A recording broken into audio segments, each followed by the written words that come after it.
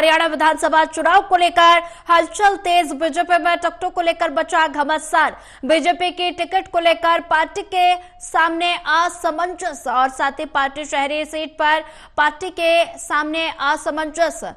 प्रमोद विज को चुनाव लड़ाए या संजय भाटिया को, और साथ ही सीएम नायब सिंह सैनी और मोहन लाल बडोली का रोड शो स्थगित कर दिया गया है और 4 सितंबर को पानीपत शहरी में होना था रोड शो।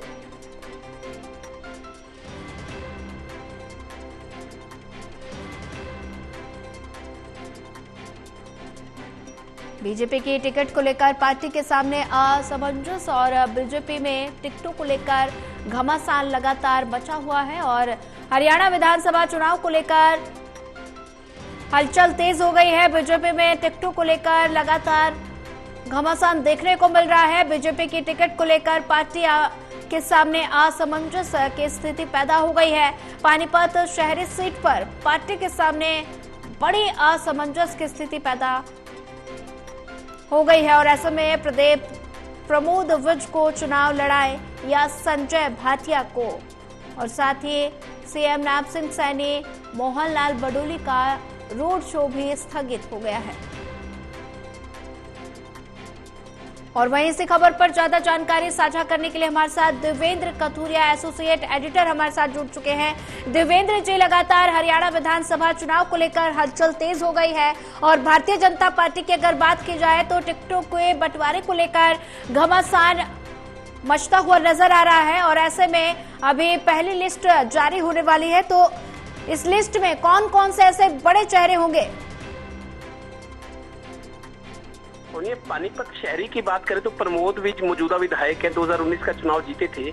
टिकट इनकी लगभग फाइनल थी, संभावित थी। हम भी अपनी सर्वे में कह रहे थे, हमारे सर्वे में भी नंबर 1 पर आए थे Pramod Vij within party, मतलब पार्टी के जो दूसरे दावेदार हैं।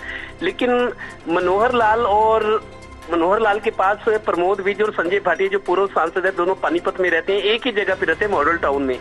तो मनोहर लाल जी को ये दिल्ली में मिलकर आए थे, जिसमें प्रमोद विज ने मनोहर लाल जी को कहा था कि मैं चुनाव नहीं लड़ता, आप मेरी जगह मेरी टिकट संजय भाटिया को दे दे। तो ये सहमति बनी थी आपस में दोनों की जी। इसके बाद ये मामला जब केंद्रीय चुनाव समिति के पास गया तो वहाँ ये बात रखी गई। मनोहर लाल जी ने बात रखी कि प्रमोद विज संजय भाटिया के पक्ष में टिकट देना चाहते हैं, उनको लड़वाना चाहते हैं, मिलकर चुनाव लड़ेंगे लेकिन संजय भाटिया को लड़ाया जाए। तो केंद्रीय चुनाव समिति में चूंकि संजय भाटिया सांसद रह चुके हैं, 6,56,000 की दूसरी सबसे बड़ी जीत थी देश में 2019 के लोकसभा चुनाव में, जब मोदी जी दूसरी बार प्रधानमंत्री बने। 5 साल सांसद रहे, लेकिन लोकसभा चुनाव में जब सीएम को बदला गया, नायब सैनी को बनाया गया, तो मनोहर लाल जी को संजय भाटिया की जगह करनाल से चुनाव लड़वाया गया। तो मनोहर लाल जी ने ये बात कही भी थी कभी, या वो बात याद आ रही है जो सामने आ रही है। मनोहर लाल जी ने ये कहा था सांसद जब चुनाव लड़ रहे थे कि बीजेपी तो बलिदानियों की पार्टी है। बीजेपी में मैंने नायब सैनी के लिए अपना सीएम का पद छोड़ा, मेरे लिए संजय भाटिया ने करनाल लोकसभा का सीट मेरे को दे दी, और प्रमोद विज को मजाक में कहा था कि आपको भी बलिदान देना पड़ सकता है, मतलब संजय भाटिया को। तो लिहाजा ये बात चल रही थी।